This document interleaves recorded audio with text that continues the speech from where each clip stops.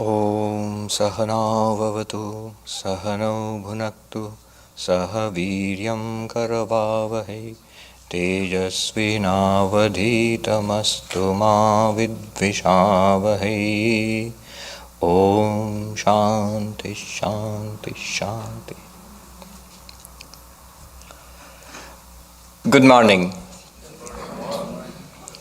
And to match the mood of this bright morning, we have a very cheerful subject.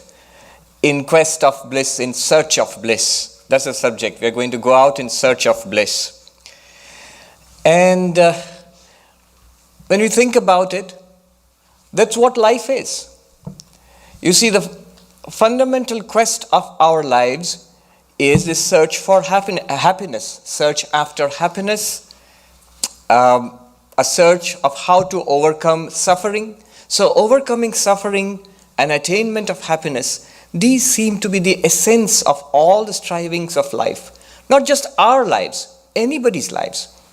Any living creature, in fact, is searching for satisfaction, happiness, pleasure, is trying to overcome suffering, dissatisfaction, misery. When we come to Vedanta, they say that the goal of Vedanta, what is Vedanta for? What is spirituality for? In a very short but powerful phrase, Atyantika dukkha nivritti paramananda praptischa.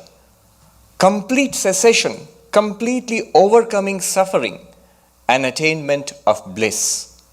This is the goal of Vedanta. So we see that the goal of our lives and the goal of Vedanta, they more or less coincide. What we are trying to do in life and what Vedanta tries to do is exactly the same. The goal is the same, but the difference is in the way. There is a wise way of seeking happiness, and there is otherwise way of seeking happiness. So let us look deeply into what we are trying to do in life and what Vedanta tells us. What is a better way of seeking happiness? The text that I have taken up as a basis of today's talk is from one of the Upanishads, the Taittiriya Upanishad. In the Taittiriya Upanishad, in the second chapter of the Taittiriya Upanishad, the chapter is called Brahmananda Valli, the chapter dealing with the bliss of Brahman. In the second chapter, we come across a section called Ananda Mimāmsā, the analysis of happiness, an inquiry, an investigation into happiness, an investigation into bliss. So I shall take it up there. What they will do is, you see, the Vedas have two parts, broadly speaking. The part dealing with conventional religion, karma kanda, ritualistic portion, and the part dealing with philosophy, with the Upanishads, the highest teachings of Vedas, which are called Vedanta. In fact, the very name Vedanta comes from the latter part of the Vedas. And in these two parts, the first part and the second part, in these two parts, the conception of happiness and how to attain happiness, they're entirely very different approaches are there. So we're going to look at these two approaches. In fact, the section of the Upanishad which I'll take up now talks about these two approaches, and we'll see how it relates so directly to our lives. These two parts of the Vedas, I was just thinking, today we have a new term. Most of us, we have heard about it. Spiritual but not religious. And they even have an acronym for it, SBNR. Spiritual but not religious. And many people say that we are spiritual. It's not that we are atheistic or we don't believe in God or we are materialists. No, we are spiritual, but we are not religions. We are not religious. We don't believe in any particular religion, nor do we think we should.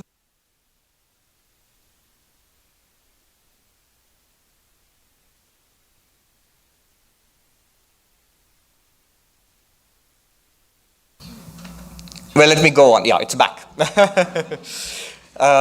So we are spiritual but not religious. Now, when I was thinking about the two parts of the Vedas, the first part is what we might today call religious but not particularly spiritual. What we might call conventional religion. That's the first part of the Vedas, the Karma Kanda.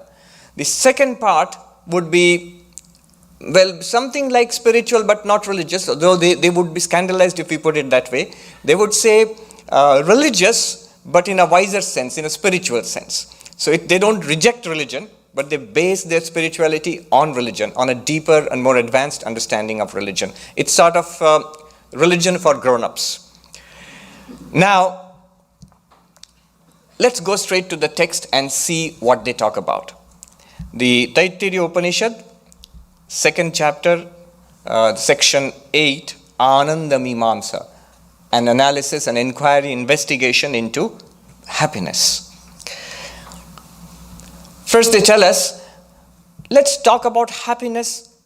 Imagine, dream about happiness. What's the greatest amount of happiness you can conceive of in life? When you're going to speak about happiness, when you're going to analyze something, you need a unit of measurement. So you want to analyze something, even something as abstract as happiness, you need to measure it. So they're going to develop a unit of measurement. In order to do that, they say, dream about happiness. Just think, what are the conditions in which you'll be happiest? It doesn't cost to dream, it's no expense at all. And so they set up an ideal of human happiness. Let's see what they say. I'll read out the original Sanskrit just to get the flavor of this sound. Imagine this was first composed, revealed, chanted 40 centuries ago, 4,000 to 4,500 years ago. It goes like this. So what are the conditions of happiness, human happiness, maximum human happiness? It starts like this. Saisha anandasya mimāmsā bhavati.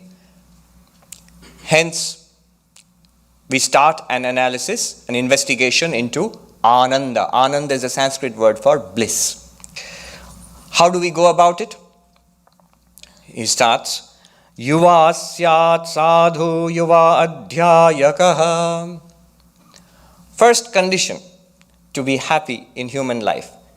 Wait for it. You have to be young. I'm sorry.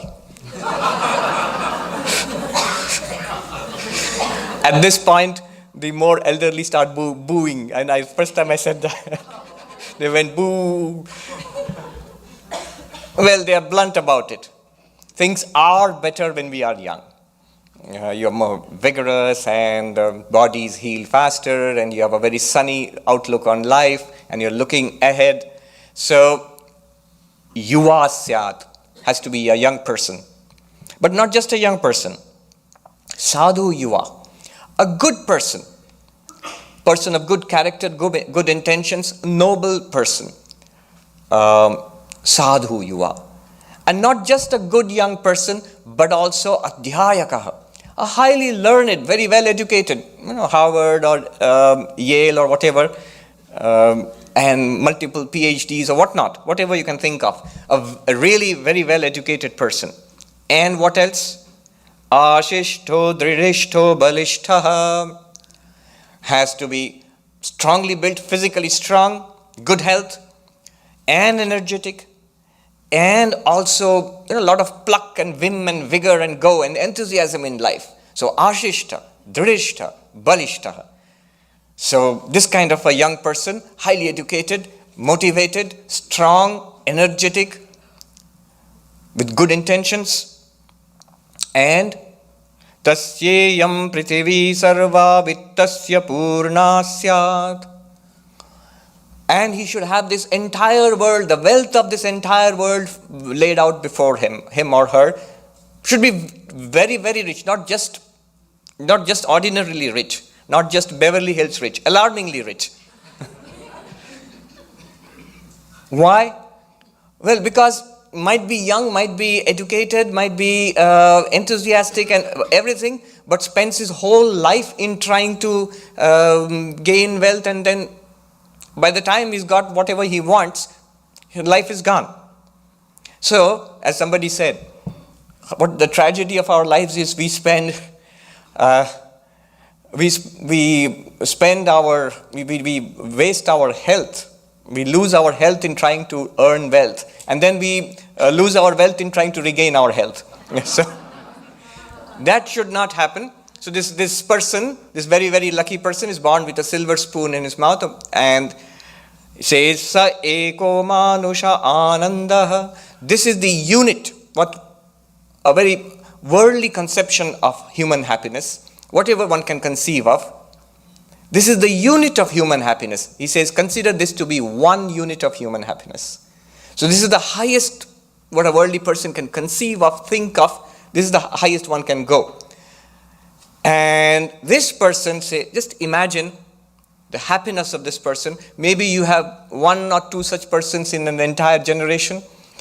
I used to give examples, say somebody like Bill Gates or something, and until somebody told me, young person said, that's so 90s. You have to think of somebody of this generation. I don't know whom you'll think of, Elon Musk or something like that. This is one unit of human happiness. Is there anything more? And the early portion of the Vedas, the conventional religion, tells us, yes, it is possible to get even more happiness than this. But not here. The world can provide you at the most with this kind of happiness, but not more than this. But there is another kind of happiness. There are worlds beyond this world. Have faith that there is something called heaven, and the Hindus have a system of multiple heavens. Buddhists do. And these heavens are not particularly spiritual. They are mostly places where, it's like a perpetual party. You're having fun all the time. So there are these different kinds of heavens they talk about in the Vedas or other Hindu scriptures, Buddhist scriptures, Jain scriptures also.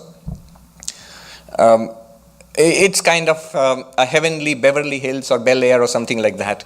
So when you move from this life to that life, it's like moving from downtown to there or something like that maybe. How is it different? Well, they say for happiness, one needs three things. To enjoy life, one needs three things. One is a body, this body. In Sanskrit, sharira. The other thing you need is an object of enjoyment, vishaya. It might be music, it might be food and dance and things to do and vacations to take. Those are vishaya. The things in the world out there which give us happiness. Not only that, you need an environment. Environment is called loka or a world. So loka, vishaya, sharira. Body, things to enjoy, a body to enjoy it with and things to enjoy, and a world in which you can enjoy it. A world is important because the same cup of tea you can take on a stand on the roadside, and the same cup of tea if you take it in a very fancy hotel, they'll charge you much more. It's the same thing you're enjoying. You're the same person and the cup of tea is the same, but what's different? The different is the loka, the environment. So they're charging you for the environment. Now, the belief is that after death, one can go to higher lokas, worlds, better environments, and you get better vishaya, better, finer forms of enjoyment, which you cannot have in this human world. And to enjoy all that, you need a finer body, so that you get certain heavenly bodies. And this was the conception they had in the ancient religions. So these are the conceptions of different heavens, and they have multiple layers of heavens. Like hotels, 3-star, 5-star, 7-star, so higher and higher heavens.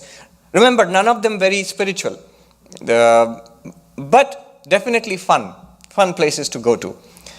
And this was the kind of idea people had of life here. I'll try to be happy here. I need youth and health and wealth and energy and education and good things to do. And beyond this life, I believe in religion which tells me about heavens to go to where I'll be happier than I ever was here. So this is the conception of happiness. Let's call this worldly. I didn't want to call it worldly happiness because it also includes other worldly happiness after death, a kind of post-mortem plan for happiness.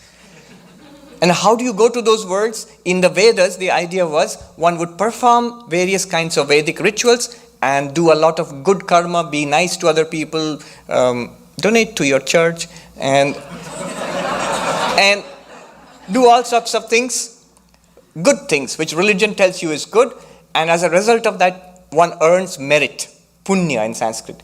And as a result of this punya, you get to go to these fancy places after death. Now, how do I know that I'll go to such a place, if such a place even exists, and that I'll go there? What's the guarantee? Well, the guarantee is faith. You believe in it. And suppose I don't go, I can't come back and catch you, Swami, priest, father, whoever. Well, that's just, you believe in it. And the people used to believe in it very, very seriously. Even now, many people believe in it. When we become monks, when we renounce worldly life, we also have to renounce other worldly life. So when we take the vows of monasticism, we seek spiritual enlightenment. One of the things we renounce is happiness in this world, search for worldly happiness, and also the search for other worldly happiness, which means all these so-called heavens. I remember once a very senior Swami was teaching us the Upanishads, which are the second part of the Vedas, and talking about the renouncing of the world and the renouncing of the heavenly pleasures. And many of us, we said immediately, oh, we renounce heaven, we don't want heaven. And then he said, that's because you don't believe in it. It's very easy to renounce heaven when you don't believe in it. You who cannot overcome the temptation of a chocolate bar, and you were talking about renouncing heavenly pleasures. That's just because modern man, we have sort of lost faith in such things. Many people have, but many people do still believe. But these are all worldly or otherworldly pleasures. The Vedas, at this point, they take a turn. The second part of the Vedas starts, what we call the Vedanta. And it starts with a story. It says, you who are seeking happiness in this way, by getting pleasures in this world and seeking something similar in the next world, consider this story. There was this dog who had a bone, which it would chew. And it would chew the bone would cut its inner lip and draw blood there. And the dog would taste its own blood and say, that's a tasty bone.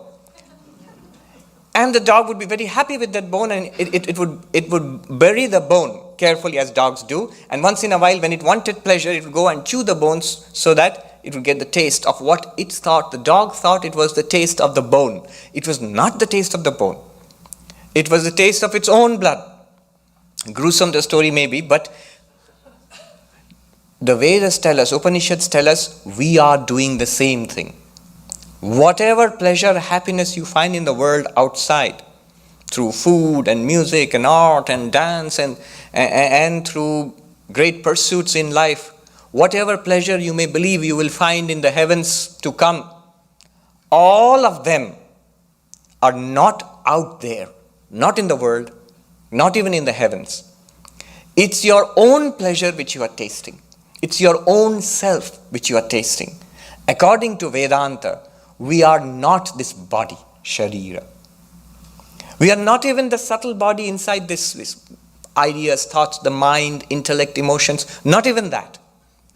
Beyond this physical body, beyond the mind also, transcending both, what we are is an unchanging existence, consciousness, bliss. Sanskrit, Sat, Chit, Ananda. Pure existence, pure consciousness, pure bliss. Today we are concerned with the pure bliss aspect of it, not the existence and consciousness aspect of it. That's what we are. And what is happening is, though we are bliss itself, what is happening is, when we have desires, when we want something, I am limited, I'll be happy if I see that movie, or I go for that vacation, or I have a relationship with this person. These are the ideas, the desires which come up in the mind, and Vedanta tells us it obscures our own inherent bliss. It obscures it. We are not aware of it anymore. We do not experience it. What we experience is the dissatisfied mind. And when we struggle to get it, whatever we want, it could be that piece of cake, or it could be something very high in art or music or in business or something. when our desire, when our ambition, when our goal is satisfied, mind calms down for a while. For just a short while, the tension goes out of the mind. And our inherent bliss, Sat Chit Ananda, that shines forth in the calm mind. The inherent bliss blazes forth for just a fraction of a second or just for a little while. And that's what we experience as happiness. And the mistake we make, very much like that little dog, is that, oh, that piece of cake makes me happy. Whenever I want to be happy, I'll eat a piece of cake. Or that person makes me happy. Or this place makes me happy. Or this activity or this job makes me happy. That's not so. It's our inner happiness. And the proof is in our daily experience. If the piece of cake makes you happy, 2 pieces should make you more happy. Will you say, oh Swami, it does. Well, okay, 3 pieces should make you even more happy. Then you will say, well, not so much, but it does increase my happiness. The first lesson of economics, whenever you go to learn economics, in the first class itself, they'll teach you the law of diminishing marginal utility. You get happiness from consumption of something you like, more happiness if you consume more, and more happiness if you consume even more, but each time you consume a little more, you get smaller and smaller increments of happiness. The utility, the marginal utility, the addition to your total happiness which you get becomes smaller and smaller and smaller. It diminishes. The law of diminishing marginal utility. And thousands of years ago, Vedanta tells us that's what happens to us. Just look at your own experience. If those things give us happiness, then each time you have that, you should get equal happiness. More you have, more happiness you should get.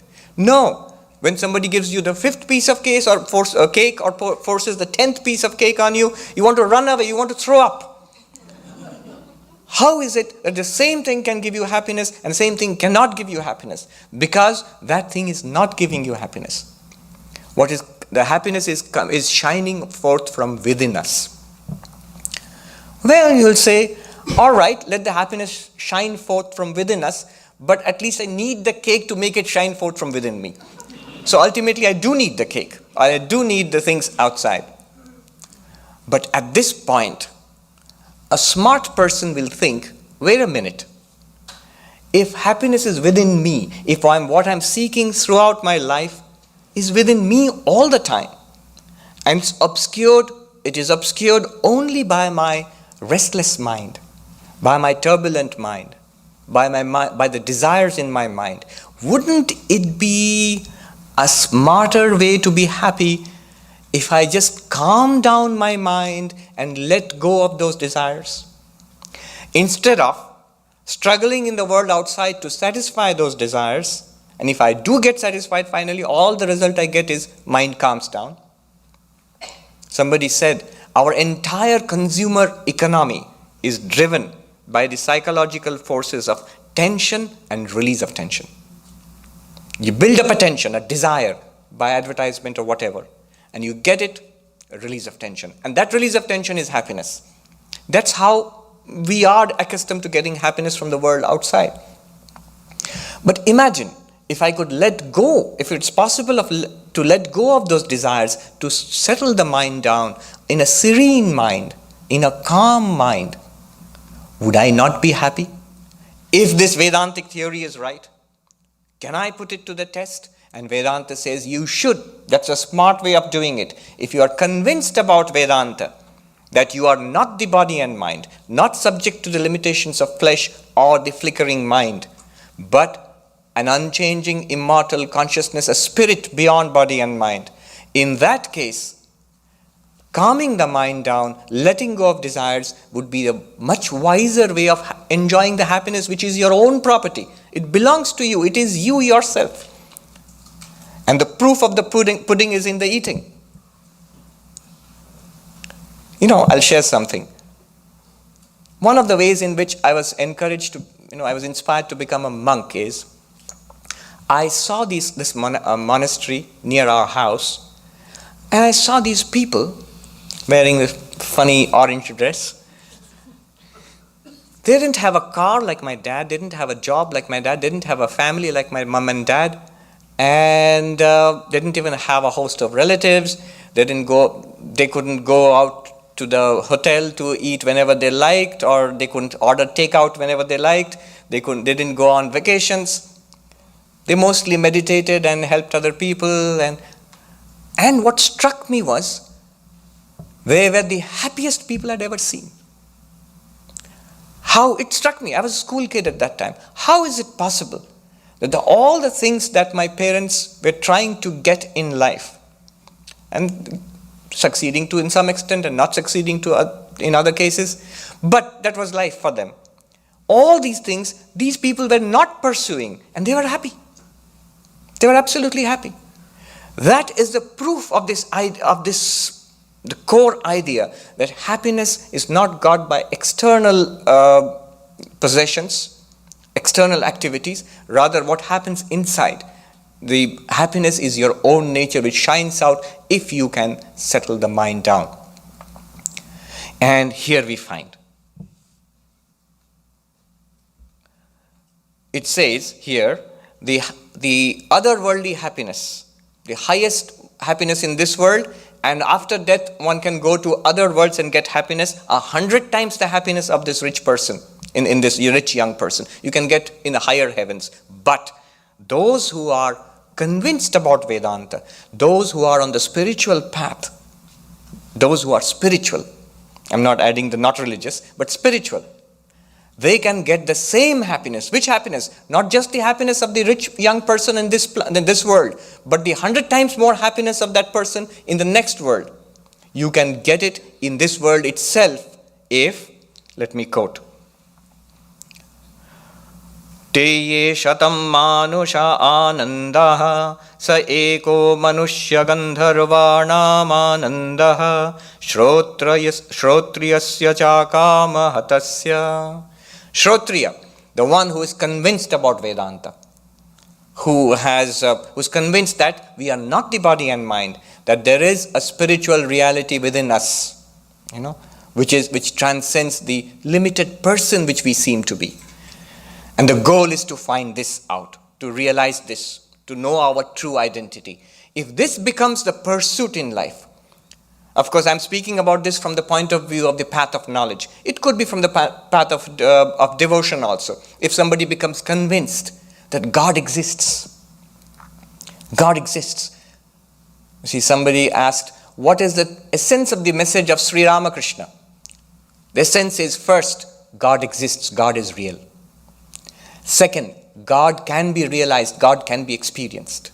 Third, experiencing God is the purpose of life. If you ask, what is the purpose of life? He says, experiencing God is the purpose of life. We may say, no, it might be your purpose of life, but certainly isn't mine. My purpose of life is, I have to build up this company, I have to get this degree from somewhere, and I have a family to look after. This is my purpose of life, if you say. The Upanishad says, with all of this, what are you trying to achieve? Well, I'm trying to be happy. This happiness which you are seeking, just another name for that is God. This ultimate, permanent, unchanging happiness transcending the sorrows of this world. So God realization is the aim of life. He's not recommending that it should be the aim of life. He's not pushing it to you. He's just telling you what you are doing. With unknowingly you do it, it's life. Do it knowingly, it's spirituality. So God realization is the purpose of life. Whose life? Your life, everybody else's life. You are here, you know it. Those who are not here, they don't know it, but they are pursuing the same thing. They are pursuing it in indirect ways, through worldly happiness. So the goal of life, if I am convinced, is God realization, is spiritual illumination, moksha, nirvana, salvation, whatever you call it. That is the goal of my life. And one more thing, very important. Chakama hatasya. One must step away from the mad pursuit of happiness in the world outside. Stop chewing that bone. You see, trying to get happiness outside is based on a delusion that those things will give me happiness. If I know for certain the happiness is within me and radiating outwards, then why should I pursue that? Why should I pursue that? For what reason? So a spiritual seeker must step away from that pursuit. Doesn't have to become a monk or a nun, can perfectly well be in the world. Somebody has to take care of a family, somebody has to do a job. Not everybody has to become a monk or a nun, of course not. But internally, one must become something like a monk or a nun, searching for spiritual realization. And once you do that, the Upanishad says, the happiness of this person multiplied 100 times, this worldly happiness multiplied by 100 times, which is promised to this person in the higher heavens after life, that happiness you will get right away. So this person who takes up a Vedantic way of life, who takes up a Vedantic goal, a spiritual seeker, when my aim is spiritual realization, I would like to know who am I. I would like to find God, experience God in my life. What they are saying is, make that your sole purpose in life. It shouldn't be a part of a to-do list. Number one, I have to go to Walgreens to pick up these things, and number two, I have to drop off the kids at the school, and number three, I have to realize God. Not in that way. I have to realize God. That's my one and only purpose of life. And the rest of it, whether you are going shopping or dropping up the kids in the school, all of that has to be integrated into the spiritual life. Believe me, it can all be converted into spiritual practice. Child rearing a spiritual practice. It can be done. Shopping a spiritual practice. Yeah, even that. So, now once you come to this path, what do you do actually? Well, it's very interesting. What you do is what goes under the name of spiritual practice. Spiritual practice, it's almost exactly the opposite of what a person is doing in the world outside. We generally think, if I work for myself, my career, my family, I'll be happy. And this person in the spiritual path, Vedanta teaches us, reverse it. Work not for yourself, but work perfectly altruistically. Work for the happiness of others. What others need, it could be in the small circle of your family, it could be in your community, it could be for the whole world. Hammarskjöld, the Secretary General of the United Nations, many decades ago, he writes in his diary, Secretary General of the United Nations, he writes in his diary, to truly love and make one person happy is more spiritual. He uses the word spiritual. Is more spiritual than to, try to guide the destiny of nations as a job. I'm being paid to do it, so I'm going to take care of the whole world. Okay, good. But truly, completely loving even one person and trying to make that person happy, or a small group of people, whatever, that's spiritual. So karma yoga, where you reverse the whole purpose of action. One may still be doing the same action. You could be teaching in school and taking care of your family, or working in the ashram here or whatever, but all the work is now for, they say, Ishvara Anugrahartham, for pleasing the Lord. If you believe in God, for the pleasure of God. There's a phrase they use in Christian churches. We are doing the Lord's work, which means it's not mine. It's not mine. I am doing it as a ritual, as an offering to God. That's one aspect of spiritual practice, and a big aspect. We often think that spiritual practice means sitting and with eyes closed and meditating. Who's going to water the plants in the garden? Oh, that's not spiritual. I'm being spiritual now. I heard this story about Swami Chandikanand. He was a very senior monk of our order. It seems that when he became a monk, a novice, in India, in a place called Shargachi in Baharampur in West Bengal, in Bengal in those days, Swami Akhandanandaji, disciple of Sri Ramakrishna, was the head of that monastery at that time. And this young novice, he got up late in the morning, missed the morning meditation. Then he thought, maybe after breakfast I should go and meditate. And then he went leisurely and sat down at 10 o'clock in the morning, around this time maybe, and sat down, was meditating. Whereas Akhandanandaji from outside, Swami Akhandananda, he said, Go and tell that brahmachari, the novice, that instead of polluting the temple, he can come out and water the gardens in the plant. He's polluting the temple. Work can be spiritualized. What am I doing it for? What am I doing it for? I remember I was passing through an airport, a transit passenger in India once, a few years ago, late night. And I was the only transit passenger there. So the security people who frisk you, it's like the TSA here in USA. So the security people were there. And as I passed it, I was obviously a Swami. So the officer there, he frisked me and then he said, "Swami, give us a talk." I said, "What? Here? Now?" It was nearly midnight in an Indian airport. He said, "Yeah, why not?" I said, "All right." And in India, if you go there, they have this little box they make you stand on when they frisk you. So I stood on the box and he called the security personnel. They were free. There were no other passengers. So about 8 or 9, maybe 10 people, men and women, they are policemen, they stood around. And I said to them, I was thinking, what can I say? I said to the officer, he was a Hindi-speaking gentleman from Uttar Pradesh. So I said, "Do you worship the Lord when you set out for work in the morning? I mean, when you leave your home?" And he said in Hindi, "हाँ, हनुमान जी को पूजा चढ़ाते हैं.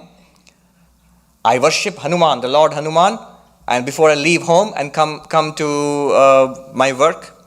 I said, "What do you do?" "I put flowers at the feet of the Lord." And I said, "Well, every time a person comes up before you and you frisk that person and check that person, mentally imagine you are putting one more flower at the feet of the Lord. Do your duty to the best of your ability, firmly but politely and gently and kindly, and put that beautiful flower mentally, offer it at the feet of the Lord." And thus you do the whole day, throughout the day. And the gentleman was so happy. He said, "Arey wah, din bhar Hanuman ji ka puja." In Hindi it means, "How wonderful, whole day I'll be worshipping the Lord." Yes, you can do that. That's spiritualizing work. Spiritualizing love. You see, the energy in the heart is of the form I want, I desire, passion, love. Spiritualizing love means the love that runs out in 100 streams to the world. I want this, I want that. Collect it together and divert it, channelize it to the Lord. I love God. C.S. Lewis famously defined religion as falling in love with God. It's exactly the same phenomenon. When you fall in love with a person, in the same way, fall in love with God. I love God. Whatever form you like, Krishna or Kali or Jesus, whatever form you like. This is bhakti yoga. This is what this person on the spiritual life does. Converting all the love of the world into love of God. Does that mean the person doesn't love the world, people in the world anymore? He does, he or she does. But finding the Lord in the people. Sri Ramakrishna says, my nephew or my grandchild or whatever, that is Maya. It is my baby Krishna in all beings. That is Daya. So he makes a distinction between a spiritual love and a worldly love. My child, my nephew, my grandchild, my friends and brothers and sisters, worldly. All of them are my Lord. My Lord alone has come as the children, as my relatives and everybody else, even as my enemy. I love all of them because they are veritably my Lord. Bhakti yoga. Converting love and desire into love of God. Raja yoga, another practice. Our thoughts are scattered in the world throughout the day. Somebody said we think of 16,000 different thoughts in a waking day. Imagine that. Now, there are about many things in the world outside. And most of that thought is habitual. Basically patterns which we have developed unconsciously. Mostly unhelpful. Chattering of the mind. That has to be stopped, and the thoughts have to be guided towards God. Towards God or the self or whatever your spiritual practice is. The practice of meditation. Getting a control, a hold over the thoughts in our mind. Our minds are out of control. You see, Swami Nishrayashanji used to give this example. that suppose you have an apartment in some other city, and your friend wants to go to that city and says, could I stay in your apartment? And you say, yeah, it's in the hands of a caretaker, I'm giving you a note. This is my friend, and he will go and stay in that apartment. Let him stay in that apartment. And your friend goes to that apartment, rings the bell, and a couple of hefty, not very nice looking gentlemen come out. Yeah, what do you want? I'm going to stay here. The owner of the apartment has given me this note. You have to allow me to stay here. They take the note and tear it into pieces and grab your friend and toss him out into the street. Now, can you say you are still in charge of your apartment? No, it's been taken over. Some other people have come off the street and taken over your apartment. Our minds are like that. We have allowed thoughts to run riot in our minds for years and years together. Now I go to the Guru, and the Guru gives me a mantra, and I tell my mind, here is the mantra. He's going to stay in the mind for a while. And all those thoughts of the world, which I have been cultivating for many years, those guys come out and catch the poor mantra and toss him out. We shall not allow him to stay here. Minds are not under control. So mind is brought back under control by the systematic practice of meditation, Raja Yoga. And of course, primarily, Jnana Yoga, the path of knowledge, where we try to realize that we are existence, consciousness, bliss, not this physical body and mind. So that is the life of a spiritual seeker who steps away from the pursuit of happiness in the worldly or otherworldly sense, in the pursuit of spiritual happiness now. So we have two tracks. One track, trying to be happy here and trying to get heaven after death, leading a good life here and trying to lead a nice and pleasant life afterwards. That's one track, where I consider myself to be this limited individual trying to beg and grab happiness from the world. Here, I am convinced of the teachings of the spiritual masters of all religions, especially in the Vedas, in the Vedanta, which says, I am existence, consciousness, bliss. How do I realize that? And I spend my life not in worldly pursuits, but in the pursuit of Karma Yoga, Bhakti Yoga, Raja Yoga, and Jnana Yoga, the paths of altruistic action, the path of love of God, the path of meditation, and the path of knowledge. You say, so what happens afterwards? You must not complain that, this path is good, but in the other path, my friend, he's making a lot of progress. Now he owns the latest Tesla and the latest iPhone 7. And I'm barely managing to hold on to my home. Very soon I'll be homeless probably. There you must not complain. You must not try to combine the two, this worldly pursuit and this one. Once we come to the spiritual life, whatever you have in the world, you don't have to turn your family out of doors. I'm going to be spiritual now, get out of my life. No. Whatever we have, whether you are in the ashram or you are in the family, that continues. But you're no longer trying to get happiness from that. You're no longer trying to accumulate more and more there. You convert that into a simple life, but a spiritualized life. You don't have to become homeless. I'm not saying that. Because any kind of extreme poverty or distress in the world outside is also harmful for spirituality. After all, even monks and nuns need monasteries and convents. So, yes. But two things have to be said here. A couple of quick observations. A person who is seeking happiness in the worldly sense, through money and pleasures in the world and so on, that person, if he or she cultivates a little bit of spirituality, turns towards God, prays and meditates and comes to Vedanta class once in a while, it's very good for that person. Even the little bit of this spiritual practice, Swalpamapi asya dharmasya trayate mahato bhayaat. The Gita says, Krishna says to Arjuna in the Gita, a little bit of spiritual practice. You may be the worldliest of persons, but whatever little bit of spiritual practice you do is all to the good. It's good for you. So that's one point. Person on the first track can benefit with some practice of the practices of the second track. A little bit also. To whatever extent he or she does, good. But it doesn't work the other way around. If we are on the spiritual track, trying to combine spirituality with worldliness is disastrous. Every accident and disaster in spiritual life happens when we are not quite satisfied with this life and we retain a little bit of worldly happiness. With that and this, then disaster strikes. Because this is built on the idea that that pursuit is misguided, fundamentally misguided. We're trying to get happiness outside. If we still try to get happiness outside as well as God, it means I'm not convinced about this. Not being convinced about this, I will not get the happiness which is due to me here. We used to say that if you are unhappy in spiritual life, you're doing something wrong.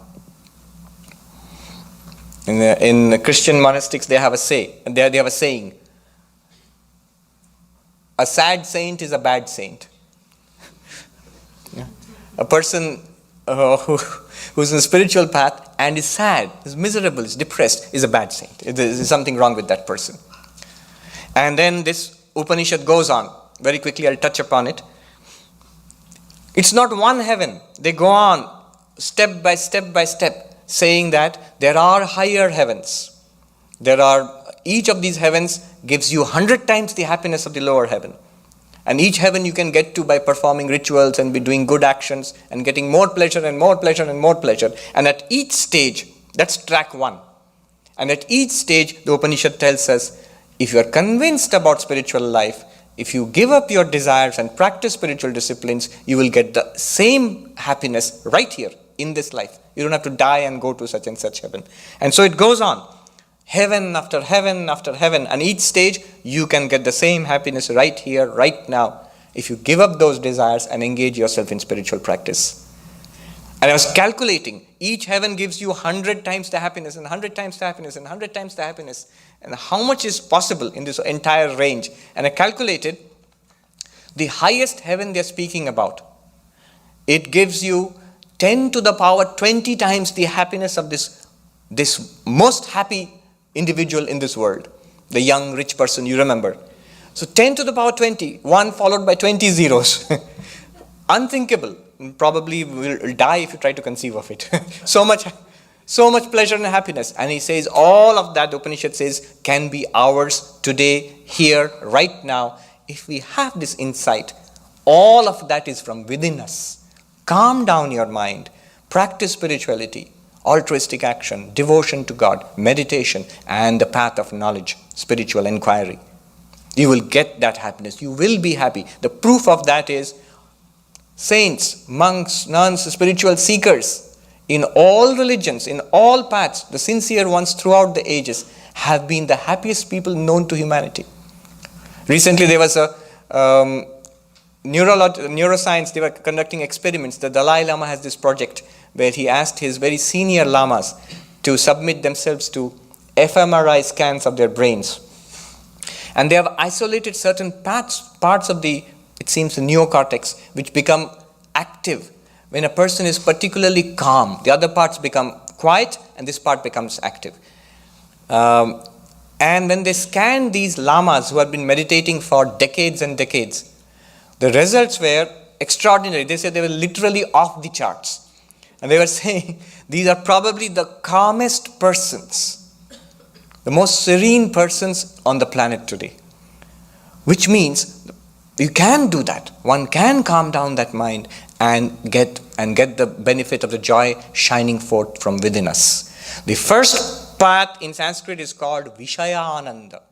The joy, the pleasure from Vishaya, objects of the world, this world or next world. The second path is called Bhajana Ananda. The path of the joy from spiritual practice, spiritual seeking. But this is not the end. I'll just touch upon the end, which is a tremendous, something beyond both of them, which they come to at the end.